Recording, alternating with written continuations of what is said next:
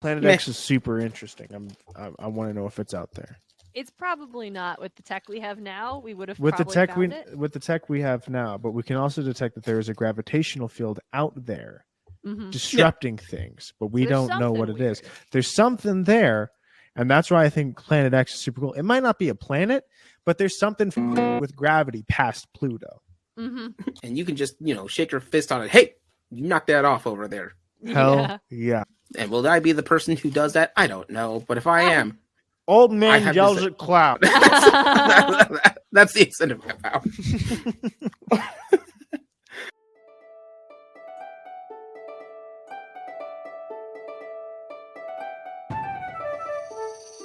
Just a reminder, this is a spoiler-heavy podcast. Different series that require a spoiler warning will be in the description. Hi, everybody. Welcome to another episode of Gaming Theater Podcast. Today's episode, we're going to do something a little... actually, we've done something similar to this before. And let's talk about the term Nemesis. And to help explain this, I've got a couple of cool guests with us. We'll just introduce ourselves real quick, then we'll move on to the show. And with that, my name is Leo. I am the Geek Scorpio, your host for the evening. And I'm Darian. I'm DJ. Now, before we get started, let's take a quick trip to the magical merch booth.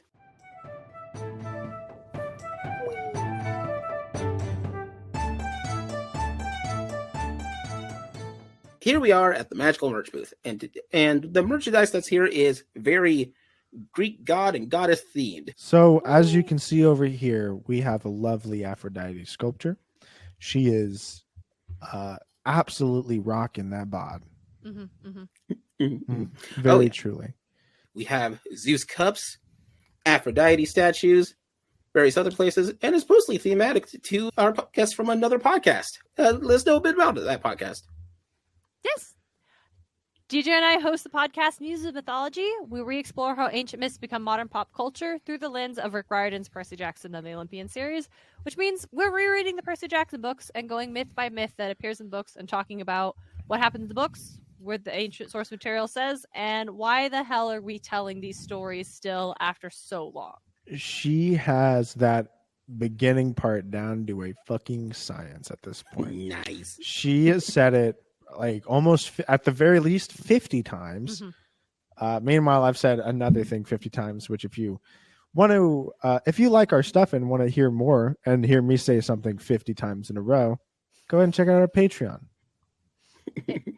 Is it, hey, I play Smite even though I kind of hate it? Is that the thing you say 50 times?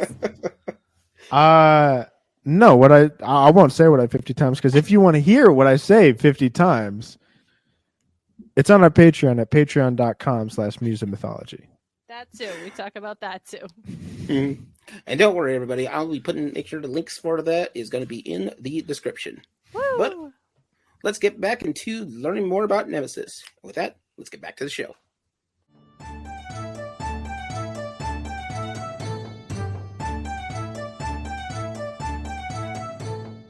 So with this, today, let's talk about Nemesis. Nemesis is a term that we see pop up in different places for different parts of fiction.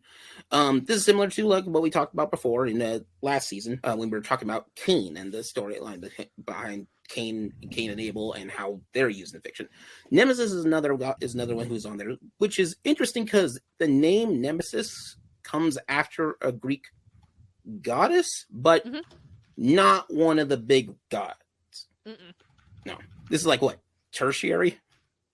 Basically, she doesn't seem to appear in Secondary? person in a lot of myths. Yeah, we're not seeing her running around. Nemesis isn't exactly like top tier material gods because you have the pantheon, which, and then you have their children, and then sort of their children's children. Yeah, I've definitely heard of Nemesis before Rick Riordan. Before I read Mark of Athena, I definitely heard of Nemesis, even before Smite, though, right? And I did Smite much before Mark of Athena. But even before Smite, I had heard of Nemesis in some way. She's often portrayed as like a daughter of Oceanus, who's like a Titan, Cerberus, who's like the personification of like the deepest part of the underworld, or Zeus. But most often she's a daughter of like Nyx and Cerberus. So she's kind of this like Primordial. She isn't, kind of primordial. She's like an older goddess, but she's such an abstract concept that you don't often like run into her personally. She tends to show up. It looks like the most common thing she would have appeared in is like a fragment of a cycle that like predates the Iliad, but we just don't have all of it, so that's why we don't have most of it, so it's not told. But in that one, sometimes it's suggested that she is actually the mother of Helen of Troy, but that's not the most common thing. We should probably talk about what she's the goddess of, though. Revenge. Is that really all she's the goddess of, though? Justice is more of what she's the goddess of. Justice and revenge is where she comes into play. Essentially, she's the goddess of she's one of those goddesses, which is the goddess of something that's, how do I want to say it? Non-tangible? Abstract. Abstract, yeah. So, like, Aphrodite, goddess of love. It's kind of an abstract thing. God of Ares, god of war. But you have Dionysus, god of wine. No, we got wine. That's a real thing. We have that. It's a physical thing. Yeah. No, so this one's about Nemesis is the goddess of sort of people who escape justice and people just want to see them getting their comeuppance. Yeah, it's interesting because it seems like early on the term used for Nemesis kind of meant more to give what is due. She was essentially the goddess of distributing fortune, or either good or bad, just whatever was due to someone, that's what she would give them, essentially what they were owed by fate or circumstances or by their own action. But in time, she became more associated with the concept of, like, Tai Chi would become the goddess of fortune, like good fortune, essentially, and Nemesis herself would become like goddess of retribution, and specifically like, punishing those who committed hubris. So yeah, in short, goddess of revenge. Yes. In layman's terms. In layman's terms. But yeah, revenge is sort of her shtick. Nemesis as sort of a terminology, because of that's where it starts, becomes sort of this thing of an opposing force for you. What's interesting is Nemesis and enemy are not related to each other in this case. Nemesis is specifically to a rival, someone who is dedicated for yourself, and in most translations, something that can't be stopped. Yeah, but it's mostly dealing with a rival, not just a singular enemy or such. Yeah, there's a specificity to Nemesis. It's not just a happenstance. It's like going back to like the retribution of it. It's not a coincidence. This character didn't just happen to be in the way. Whatever it's representing, it is specific to the situation or the actions. A couple of really famous Nemesises for people would be, for example, Batman has a huge rogues gallery. But if you were to talk about Batman's nemesis, he would either fall under the case of either Ra's al Ghul or more often than not, the Joker. Oh, it's the Joker, yeah. But it's probably I've the heard Joker. Arguments for Bane, honestly. I can see that. I agree with Bane some wishes. of these Bane is the antithesis to fear. Batman is fear. I suppose that makes sense. I think the Joker makes the most sense in that when we're talking about he's Nemesis recognizably. and specifically in the concept of Nemesis as being a response to the Joker literally exists because of Batman. Like, that is the thing about the Joker. That's why the Joker has no backstory, essentially, no origin story. It doesn't matter. The Joker only exists to oppose Batman. He is Batman's nemesis. Without Batman, there is no Joker, and there is no point. He wasn't created like Harley Quinn or Poison Ivy or anyone else that would be there regardless of Batman. There's Bane is always talked about as the physical representation, because Bane is physically, even without his Venom serum to make himself stronger, he can physically go toe to toe with Batman and all this skill. Ra's al Ghul, however, represents sort of the resources or the line. This is Ra's al Ghul is what is Batman, who just will go to those extremes. Yeah, but Joker is the Joker. Joker's the Joker. He is. Yeah, Batman's order, he is chaos personified. So that's one of the nemesis. Another interesting nemesis that you want to put into is for Godzilla. This nemesis is Ghidorah. King Ghidorah. King Ghidorah. And it doesn't matter which way. It doesn't matter any of the opponents that that he's faced off, even against like bigger names like King Kong. It's Ghidorah that's the nemesis. That's the one who wants to be his bane, who's hunting him down. So yeah, Nemesis. The term Nemesis kind of pops around, and so because of that, we use the term Nemesis for in different types of pop culture. But mainly, it's something that usually is defined as something that is going to be a rival for our protagonists. There's some interesting references to that. So I know Smite has Nemesis in there, and I don't know what Smite is. So DJ, tell us more about Smite's Nemesis. So Smite's Nemesis, Smite has 5 classes. I know I've like mentioned them, but I don't know if I've ever explained them. It's hunters, guardians, mages, warriors, and assassins, right? Nemesis falls under assassin. She frequents the jungle. In fact, mains the jungle, and she has a cone in front of her that's a slow. She can pop her 3, which is like a shield on top of her, and 50% of the damage that the shield takes returns damage to the person that was dealing the damage. So it's kind of interesting that way. And then what is it? She has a dash, and then her ult is she takes a good chunk of your protections and gives it to herself while she attacks you. She's a lot of fun and very annoying to deal with. I like how appropriately Nemesis returns damage to you. Oh yeah. Well, actually, Nemesis might have a lore. Let me see if I can pull it up as to why she's in the battleground. Why not? Arthur is in the battleground. He is. It's great. I love playing her. I love playing Arthur. He's my favorite warrior. Nemesis lore. Of arrogance and pride, the Greeks have but one word, hubris. It is a crime against gods and men, but a crime many commit in impunity. Even mighty Zeus is guilty, but when punishment is due, there is one from whom even the god of thunder shrinks. She is Nemesis, the red-washed blade of divine retribution. Recall the tale of Narcissus, so taken by his own beauty. Proudly his visage was flaunted to the detriment of all, until at last he was led to a pond of crystal hue where his own reflection enraptured him. So long did he remain to gaze upon his self-image that hunger claimed his life. Thus does Nemesis respond to hubris. It is consequence equal to the crime. Now behold, the war-torn land, beset by the wrath-wanton gods filling the air with blood and boasts. This battlefield is stained with hubris. Unwittingly, these foolish warriors have summoned their greatest adversary. Nemesis has come. No longer will these foul deeds engender success. Engender? I don't fucking know. Not sure. No hoard of wealth held in undeserving hands, no legends told when falsely earned. Nemesis will unleash a tide of retribution. Punishment for the crime of hubris is death. Yeah, that's a badass intro. And she's depicted much like the American Justice, blind with like a helmet that covers her eyes and a scale in one hand and a big fucking sword in the other.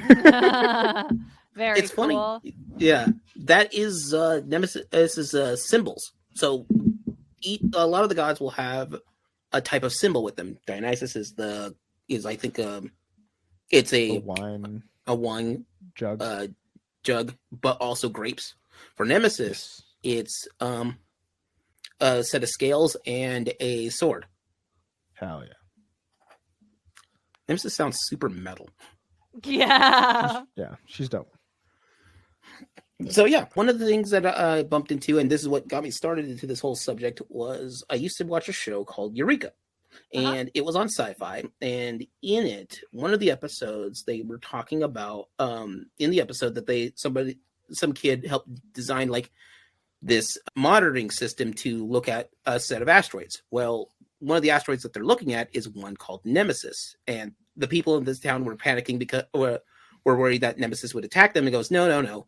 Nemesis is an asteroid that would come to Earth, but like not for another like billion years, so it's not really a problem right now. Okay. And then as part of the situation, the device turned out to be a weird magnet that was but it's only locked on to Nemesis, so it's pulling it up out of orbit faster and faster. Oh, So, okay. Interesting. So I did a little bit of study research on it. It turns out, yes, there is a asteroid called Nemesis. So Nemesis is an asteroid in space, and what it is, it's called asteroid 128 Nemesis, and it's a giant asteroid that would be a killer, but it's stuck in space, and the biggest thing is it's stuck in its own orbit, but it's big enough to do some damage, which is why Nemesis is titled. In fact, there's a section of space of asteroids that are all in the Nemesis section. Mm-hmm. If you know anything about how naming convention works in space, usually if it's big enough, we'll put a name to it. Yeah. There's also a galaxy called, not a galaxy, a system called Nemesis system, which is theoretical. Still not certain if that's actually there or not. Mm-hmm. Okay. But there is a system also called Nemesis, and it mirrors a lot of Earth. It has a giant asteroid belt next to it, and there's a giant rock still in its orbit that would smash something. I love talking about like space stuff and Nemesis because I remember years and years and years ago when I first learned about the hypothetical star Nemesis. Mm-hmm. Because it is okay. So I think you touched on it, Leo, but like basically the concept like was like presented by like astronomers in like the 80s was the idea that okay, so there was like a perceived cycle to the mass extinctions we see in the geological record, right? They seem to occur. The theory is like, oh, they seem to occur at intervals of about 26 million years. And so to explain this, they are astronomers have argued that this is just a theory and it's often like not accepted because there's no evidence for it. So now that we have the technology that actually look out, but the idea was that our solar system is actually part of a binary star system. So Earth is nearest the sun, but there is another star system that is actually causing the asteroids that are like being flung into Earth. It's part of the orbit of turning past around the sun, this other star being in the binary system that are causing these like mass extinction events. And this star would be called Nemesis because it is essentially like, you know, throwing asteroids at Earth, causing these cataclysmic events and such. And newer infrared like telescope technology has not detected like any evidence that we are part of a binary star system. Like this is likely like there's no confidence that there is existence of like an object like Nemesis, but it's still really cool as a theory. And the existence of that theory tends to be the thing that shows up a lot in other things, especially space things, when it uses the term Nemesis. Let me know when I can talk about Sailor Moon. Getting to there. So with that, so it's kind of funny because you're right. What is it? Pluto used to be called Planet X, then Pluto, then not part of the solar system, and then maybe? Okay, it's smaller than Russia. Mm-hmm. It is... Its orbit crosses through Neptune's. It does not meet the qualification of a planet. We only called it a planet because it was the first thing we found out there. But there are bigger things in the system than Pluto. But you know what? We invented the concept of dwarf planets for Pluto specifically. That should be enough for you people. It's not a planet. It's just not. Let it go. Yeah, let it go. It's just a thing. That's all I have to say on that. It's a space thing. We like it a lot. I like Sailor Pluto. Let me know when I talk about Sailor Moon. All right. How about you go talk about Sailor Moon right now? So I'm talking about Sailor Moon right now. So Nemesis is used in the Sailor Moon series as the name of the secret forbidden 10th planet.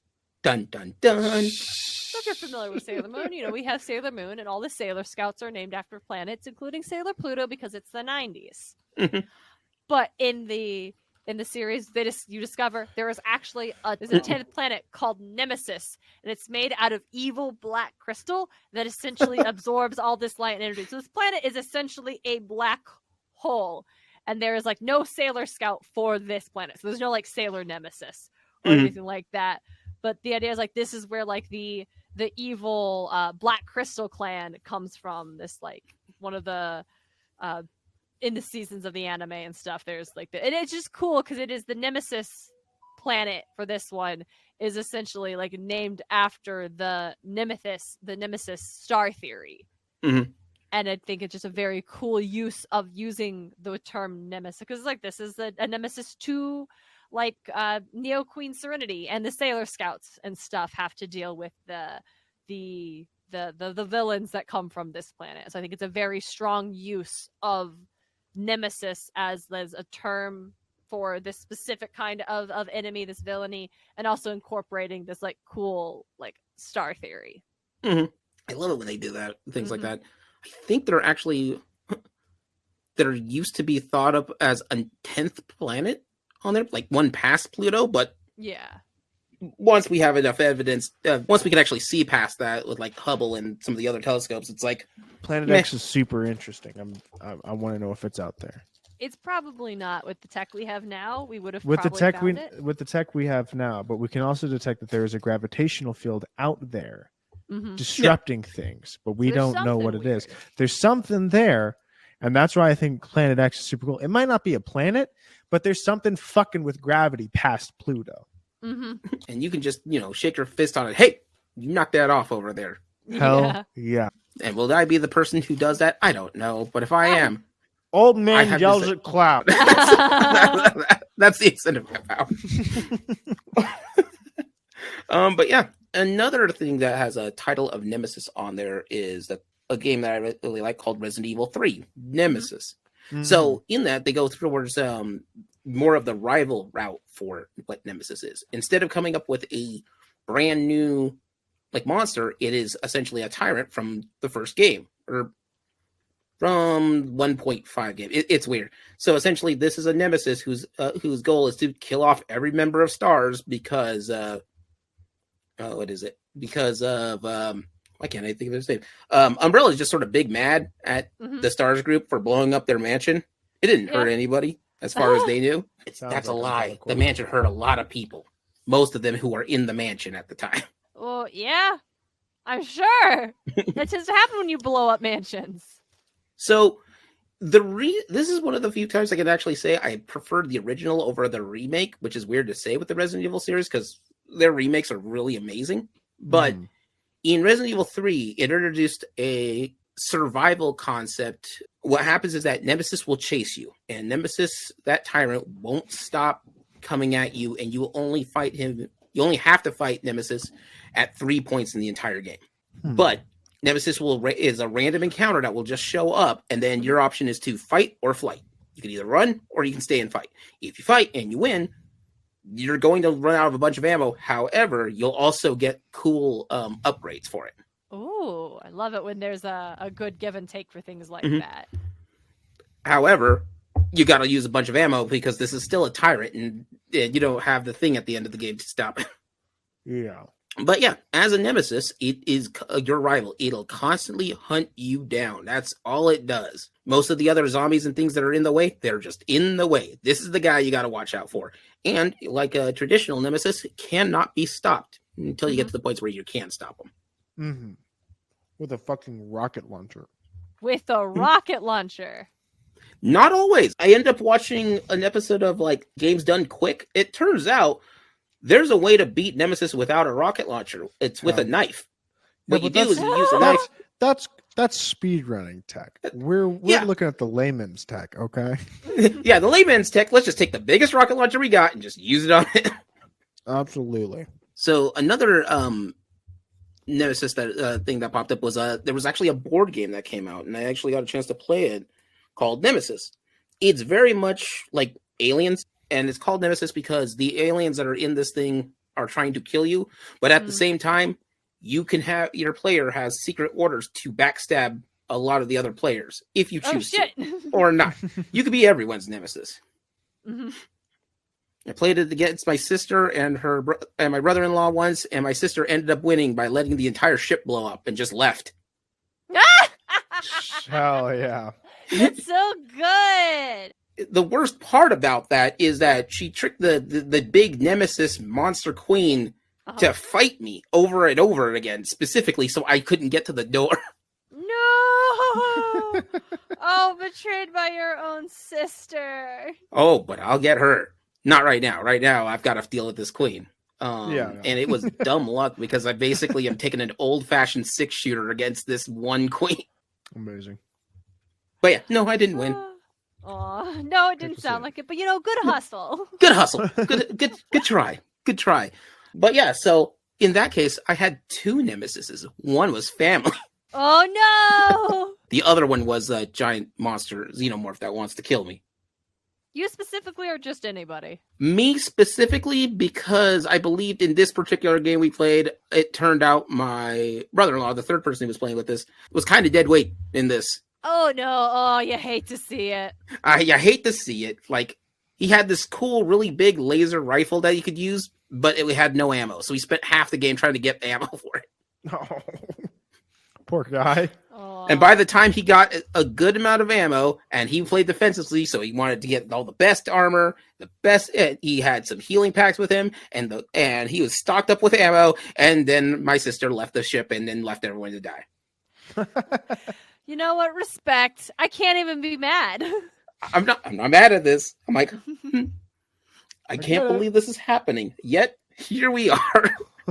So Nemesis is kind of just this terminology that we have for rivals and such. So you'll see it pop up into different series. Sometimes it's just a simple title, like Star Trek Nemesis has. That's the name. I forget what happens in that movie. I'll be honest. Stuff happens. Something is that when the Borg Queen shows up? Nope, that's First Contact, which is an amazing movie. Star Trek Nemesis, not so great. Okay. It's like the shunned of all the movies. Oh no! Yes, it's the shunned one. You don't want to be the shunned one. It's not good for your health. Hold on, now I gotta know what happens in Star Trek Nemesis. Let me. I'm looking for a quick synopsis on this thing. Just not enemies. I spelled Nemesis so wrong. Wow, 2002. You don't want to see old Star Trek in 2002. That's that's not good. No, of course Oh not. yeah, this is the one where they like Romulans. It was a set of Romulans. They killed off Data. Dude, I saw that they killed off Data scene. That scene is surreal. I cannot believe that they did that shit. Like, oh my fucking god. Like, what the fuck were they thinking there? Like, that shit is absolute insanity. The way that they chose to go about that situation. It's like, well, we're sending Data off to his, like, whatever job he has accepted. Oh, his ship just exploded. Well, let's go raid his fucking room to see what kind of goodies he had. What the fuck? Yeah. I'm like, that's that unhinged. Movie is bad. What in the fuck? That movie is bad. And they had like B4, which is like the Data knockoff, but not as cool as Lore. No. Yeah. No, don't. Oh yeah, they have the Scimitar, which is a Romulan ship, which is 90% gun. Yeah, I'm looking at this 90% gun. Jesus. Nemesis seems like they picked it just because won't that sound cool and dangerous? But like honestly, my brain went straight to Borg because when I think of the enemy of Starfleet and stuff that like seeks to like make peace and seek contact and bring all these like different cultures together and celebrate their differences and stuff, whereas the Borg exists to like assimilate all things and force them into compliance, into sameness. They do not value difference. Like Nemesis seems like it'd be more appropriate for a Borg story than whatever this nonsense is. And it would be just, what is it, way better to, because Nemesis is the Nemesis of the Next Generation cast has been the Borg. Yeah. Arguably fucking terrifying. And the Borg is terrifying. I feel like sometimes the problem, not the problem, but an unfortunate side effect of using names with like archetypal and mythological things that we are familiar with in storytelling tradition is sometimes they'll just use it because it sounds cool and like completely waste any sort of like opportunity to dig deeper and be more resonant with these things. Oh yeah, like you title something Gladiator, you instinctively know that this is a fighter who's going to outlast and try to win an arena.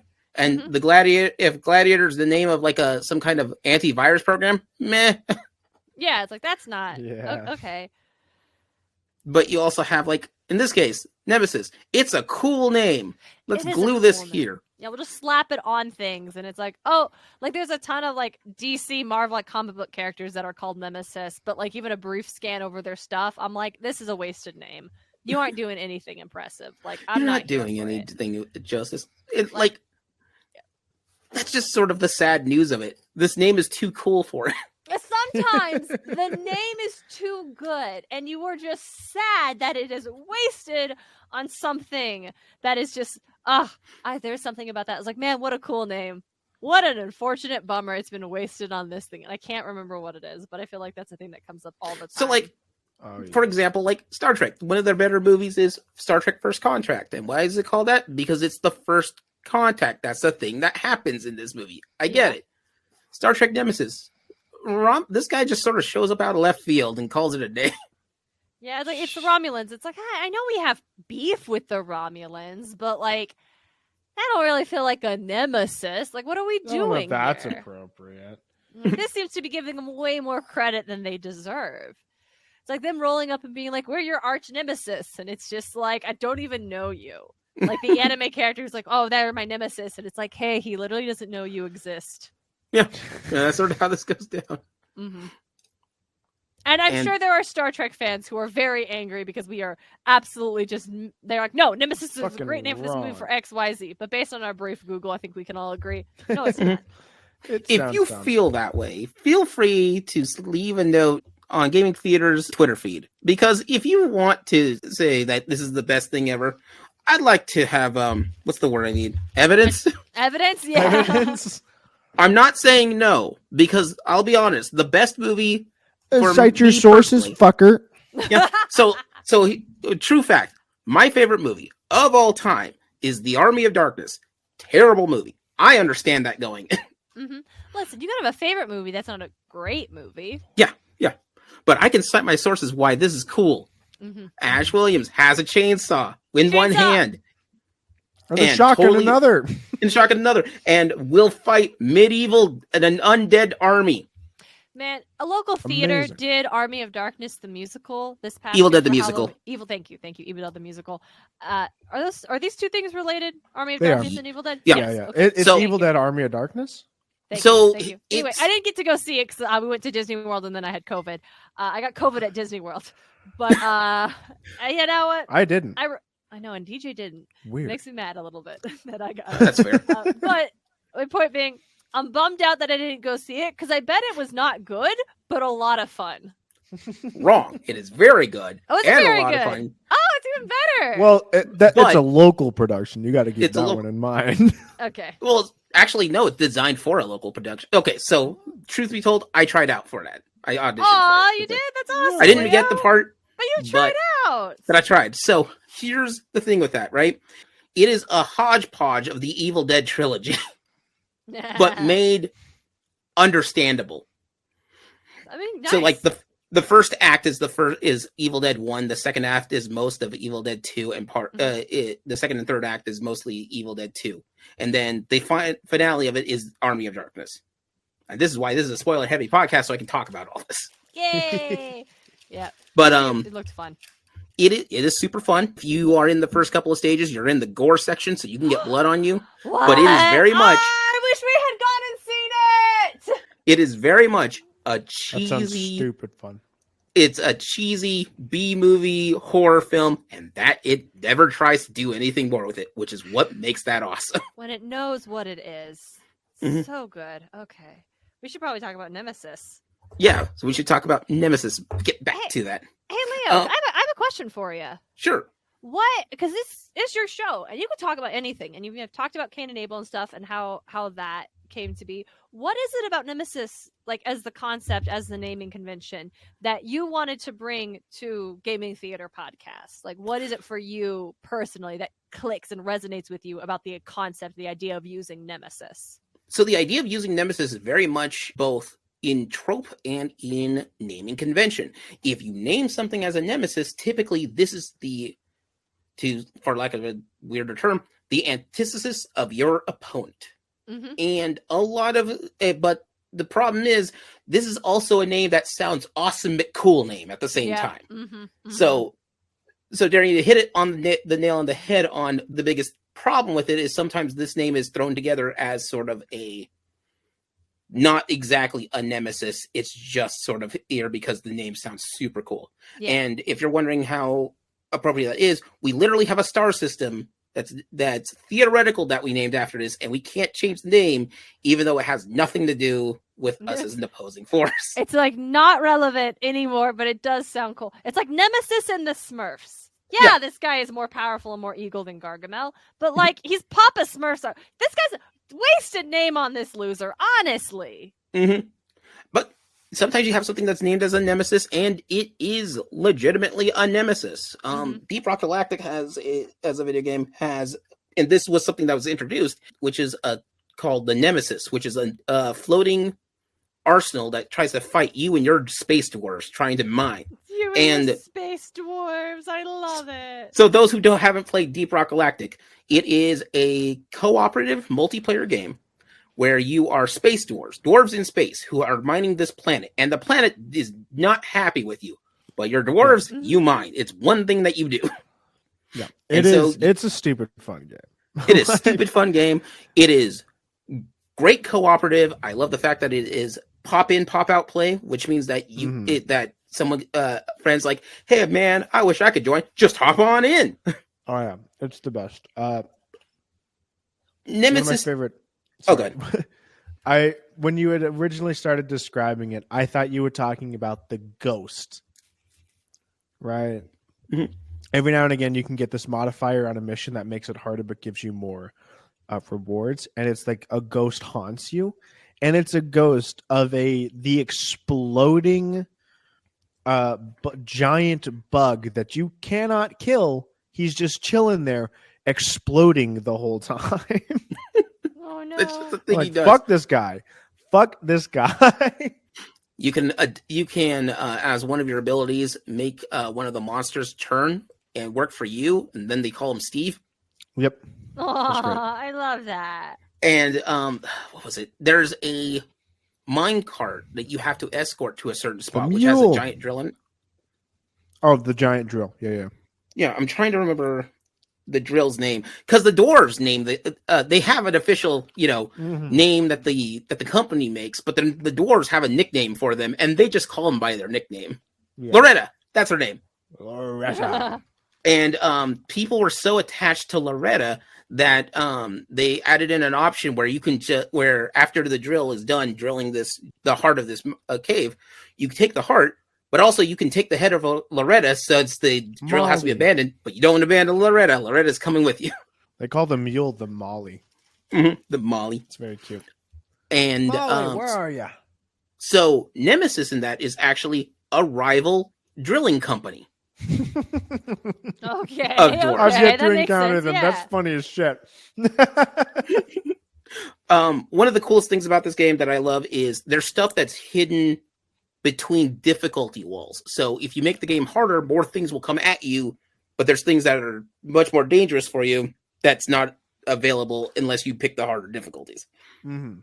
But yeah, there's a whole rival company, and they have like what's called Nemesis platforms, which is the thing that you're fighting for you. And it makes sense in that because it is a rival company which wants to stop these dwarves from mining. That's great. I love that.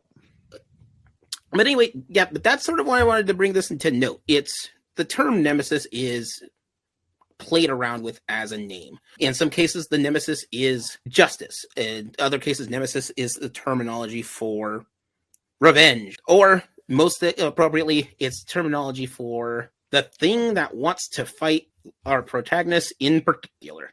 Mm-hmm. You specifically. Fuck you specifically. Maybe it's just like it's conflated now, but it seems like a lot of the times a nemesis is just a rival. Mm-hmm. Mm-hmm. So all the Pokemon games got a nemesis. Yeah, but that makes sense. That's your rival. What's your rival? Your rival's out to get you. And I gotta say, I like Nemona a lot in the new game. I was gonna say, I was watching you. I'm like, this doesn't feel like a nemesis or even a rival. This seems like a friend that you're just both after similar goals. Like, what even? Mm-hmm.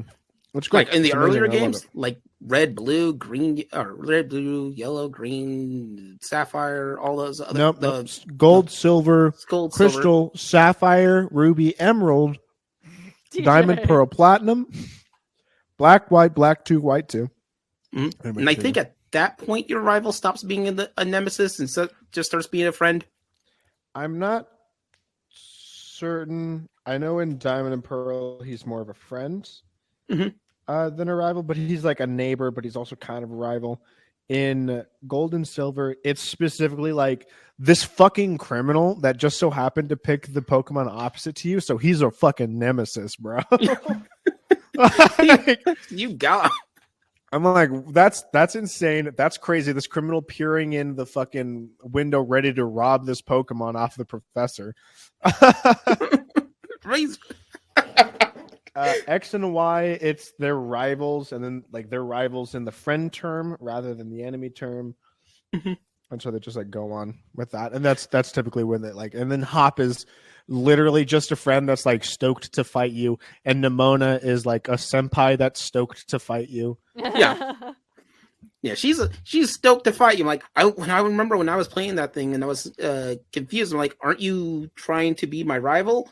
And what is No, it? she picked the one that's worse than yours. Yeah, she picked the one that's worse than you. I'm like, do you know how Pokemon works, buddy? I think X and Y did it the best, where they had one of each. The one that picked the Pokemon that's weak to yours, and the one that picked the one that's strong to yours.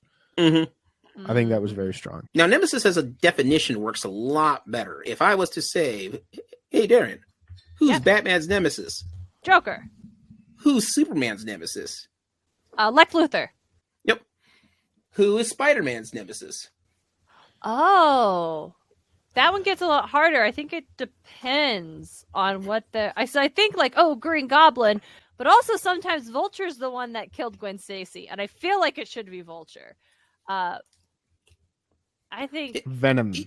Venom. It could be Venom. I think Spider-Man gets more difficult. It does depend on what the writing's going on at that point in time. But I would say Venom or Green Goblin. Yeah. Venom's a solid pick because Venom's always designed to be in a Spider-Man antithesis. Yeah. Yeah, like it's as much as like, Green Goblin, because like the first movie and like the series, you always kind of see Green Goblin more than Venom. But I felt Venom was the rival, the antithesis to Spider-Man, right? Even though it's like it might be similar shit, but it's like an alien life form come to do this shit, and a guy who doesn't like Peter Parker as a person. Yeah. And who is like, and I love it because the good writers will play with it, and so like if Peter Parker's more of a scientist in the series instead of a newspaper reporter, so is Eddie Brock. Yeah. It's very cool. But so Nemesis are used for other terminology. If you were to say Picard, it's going to be the Boar. If you were going to say Kirk, it's going to be Klingons. I'd accept that. Khan. Yeah. Khan's a big one. But I think it is the characters that have that specific personal connection to the protagonist. That is what makes them the nemesis. They're not just your villain of the week.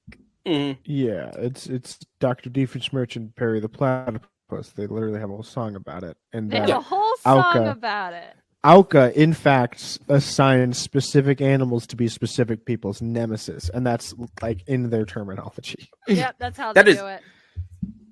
It's amazing. And like they have rules and everything for that. It's funny as shit. Or you could have the inverse, where you have a nemesis who doesn't know they're a nemesis. What is it? The Venture Brothers.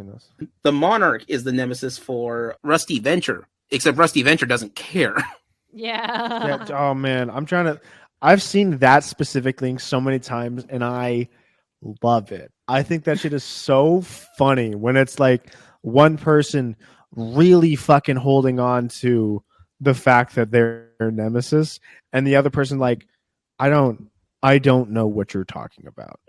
I literally have no idea who you are. Couldn't care less, in fact. That is one of my favorite so gags, funny. undermining the trope. It's so fun. Oh my god. Okay, so I thought of a way this like works, but it makes me so sad. It is when Wanda Maximoff, Scarlet Witch, rolls up after being I don't brought know back. who you are. And she faces off with Thanos, and she's like, "You took everything from me." And he's like, "I don't know. I don't even know who you are." And she's like, "You will." Which, to be fair, and what is that? He is a past version of Thanos who genuinely wouldn't know who Wanda is. Yeah. But I do love He's that. not. She doesn't know that. She really doesn't know what's going on, but she knows that exactly 6 seconds ago, she watched this son of a bitch kill the love of her life. And so he is going to remember her. Meanwhile, I just got here. I'm new. It makes me think of that. I don't know what it was a meme, but I don't know what show it was from. And it's like the chick was like, it wasn't "you stole everything from me" because that was Wanda, but it's like, you're my motivation and like I hate you for it or some shit like that, right? And the dude's I know like, which one you're talking about. Yeah, and the dude's like, I don't even think about you.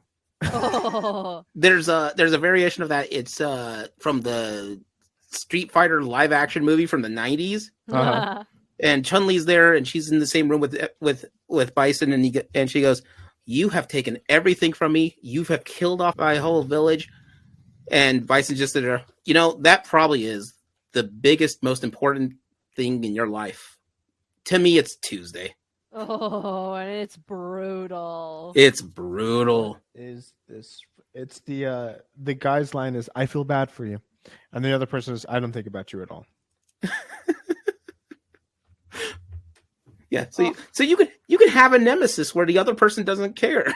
One day I shall have a nemesis of someone I don't care about. Leo, I was gonna say, well, that means you may already have a nemesis as someone you don't care about because you wouldn't even know. I wouldn't know, but I hope that they're seeking revenge, but like in the same way that Bowser seeks revenge with Mario. I'm gonna be mad today, but we'll go golfing tomorrow. I'm still in. Yeah. I found a sitter and everything. I'm good. The meme is from the show Mad Men. And so I think that's actually about it. I'm satisfied. I have nothing else to bring satisfied. to the I got table. nothing else. Yeah. Does anybody have any last minute thoughts before I close this out? Lincoln Ganon, very strong nemesis. Very strong nemesis. For that one, I almost feel like Zelda and Ganon Put are Zelda- the true nemesis, and Link is just there to solve the problem. I don't know. What are you doing here to stab you? Solving the problem. No, I get where you're coming from. Zelda is the goddess, right? Like, she is the goddess, and Yeah, Ganon but Link- is the antithesis of the goddess that Zelda represents. No, And Zelda Link is has her the goddess tool. of wisdom's ability. Yeah. Ganon has the goddess of power's ability, and Link has the goddess of courage's ability. Because Ganon continues to be reincarnated as like selfish jackass, he continues to seek, using his goddess's power, to seek the wisdom and the courage that he can have the ability of life, essentially. Damn, I feel like at some point in time that could have gotten shaked up, where maybe one of the reincarnations of wisdom or courage could have got. I feel like at least wisdom could have gotten flipped at some point, and it's Zelda's the villain. But that would take a big swing that Nintendo's never going to take. No, Link? No, we got this. The closest you'll get is Super Smash Brothers, where Zelda will fight everyone. I think Zelda wants to fight everyone at all times, to be honest. She just wants to throw hands. Oh, I think so. I'll be honest. I'm scared of Zelda. She becomes Sheik, dude. She fucking is badass as Sheik. Mm-hmm.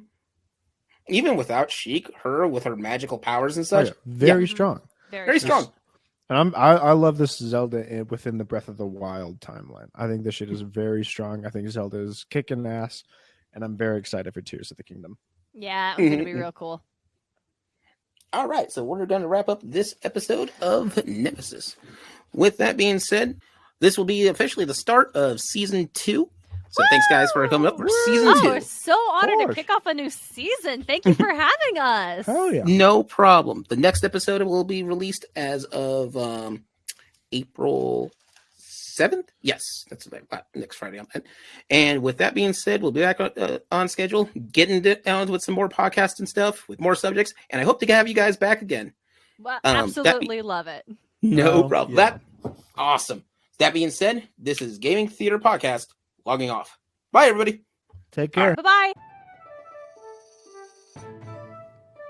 Gaming Theater Podcast is hosted, created, produced, and edited by Leo Garcia, the Geek Scorpio. Our music is A Drinking Game Stock media provided by Stormwave Audio /Pond5. Our cover art is by Adam Parker.